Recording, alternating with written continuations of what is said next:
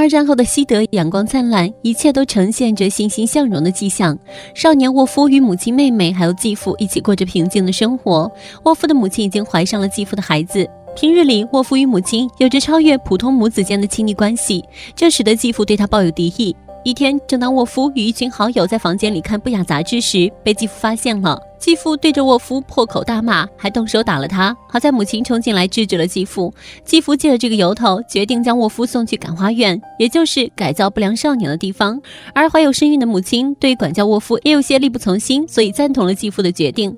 沃夫临走前，母亲告诉他，圣诞节就会来接他，还给了他一块巧克力蛋糕在路上吃。在前往感化院的车中，沃夫吃着巧克力蛋糕，心情愉悦，甚至有些期待。看着阳光照耀下在田野里奔跑的白马，沃夫仿佛闻到了自由的气息。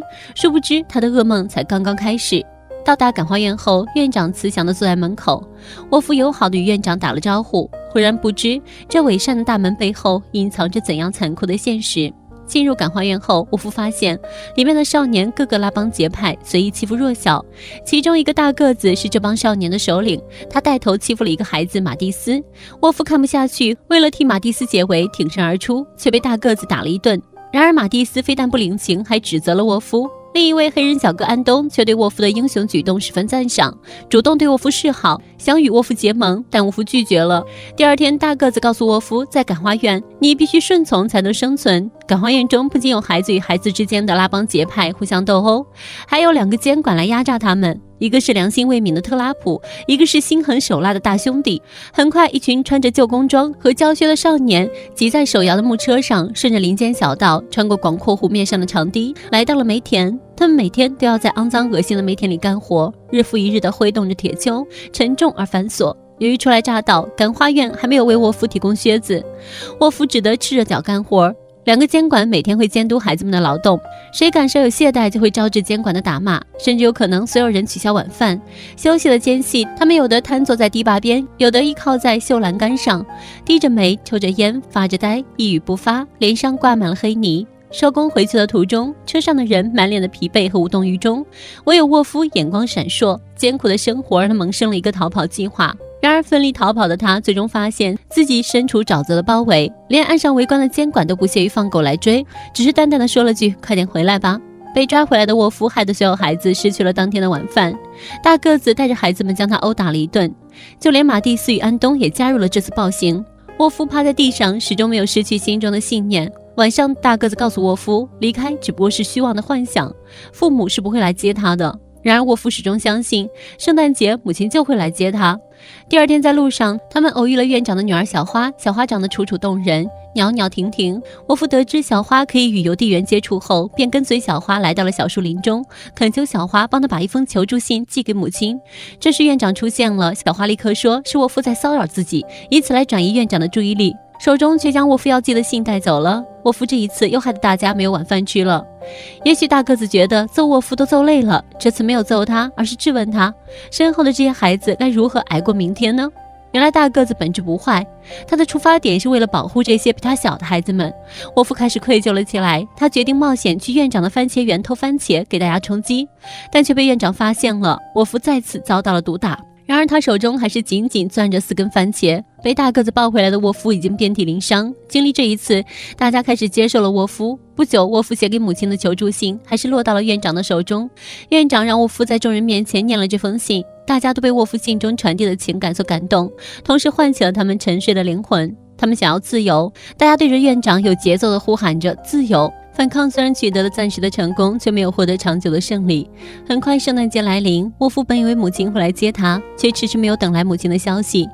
原来大个子说的都是真的。随后沃夫发现混杂在圣诞食品中母亲做的巧克力蛋糕，他知道母亲并没有忘记他，于是沃夫从小花那里拿到了感化院的钥匙，打开了感化院的大门。就在他憧憬地望着门外自由的寒风和雪花时，一只大手搭在了他的肩上，是院长。沃夫的逃跑计划再一次失败，然而这一次被抓回去与往常不太一样。这一次的刑罚不仅仅是内部的教训，而是更加残酷的示众。院长将沃夫吊起来狠狠地抽打，沃夫真的是痛不欲生，伤痕累累的他开始出现了幻觉。幻想着自己与母亲在海洋里嬉戏玩耍，甚至幻想在海滩上和母亲做了人世间最亲密的事。这种让人惊骇的幻想不仅交织着沃夫对母亲的爱与向往，更多的是对基督教伦理、对规训、对惩戒制度的一种挑衅。沃夫被释放出来后遇到了小花，小花告诉沃夫自己要去读大学，还给沃夫说了自己光明美好的未来。小花依依不舍地与沃夫告了别。这时沃夫心里积攒的冲动一下子爆发了出来，他扑倒了小花，准备在小花身上发泄他无处宣泄的冲动。好在小花一个机灵逃开了。沃夫压抑着心中的欲火与愤怒来到了梅地中，却看到了大兄弟监管又在鞭挞别人。沃夫怒火中烧，拿起锄头挥向了大兄弟，一下就砸中了大兄弟的眼睛。趁着一片混乱，沃夫拉着好朋友安东顺利逃出了感化院，沼泽地差点将两人吞没。几经周折，沃夫终于回到了生活的小镇，而安东已经没有家人了，所以他希望和沃夫一起回家，但沃夫拒绝了他。他拒绝是因为他自己都是不被继父待见的多余之人。很快沃夫回到了家里，母子相见分外欣喜。然而欣喜还没持续多久，院长就追了过来，他要将沃夫带回去。沃夫透过窗户看见安东正坐在院长的车内，原来是安东去告了密，但沃夫并不想回感化院。母亲与继父还有院长在房间内详谈着，最后母亲决定亲自陪沃夫去感化院，将院内的真相揭示出来。于是沃夫和母亲和继父踏上了前往感化院的路。然而来到感化院门口，当沃夫下车后，继父却开车离开了，头也不回地驶离了这里。原来这一切都是母亲骗他回感化院的骗局。沃夫唯一的希望和依靠被剥夺后，剩下的只有恐惧了。这次被遗弃在感化院，等待他的将是难以想象的惩罚。果不其然，变成独眼龙的大兄弟监管开始了他的报仇。他先命令沃夫挖了一个埋藏自己的泥坑，然后命令少年犯中的小老大用泥土一丘一丘地埋葬沃夫。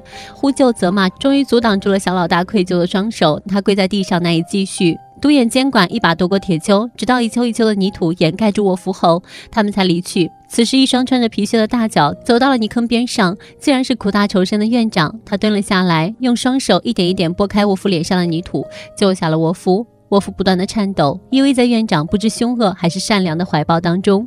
院长用温柔的言语安抚着他，眼神中充满了悲伤。从院长的口中得知，原来院长小时候也是在感化院里待了25年，或许院长也是在悼念自己年轻时在感化院受到的伤痛吧。感化院的规训造就了院长，院长又成了传导规训的工具，塑造下一批灵魂。这样一次次的轮回，成功运作了规训与惩罚的机制。母亲的抛弃和感化院中非人的生活，终于让沃夫彻底陷入了迷茫，彻底杀死了那个充满希望的自己。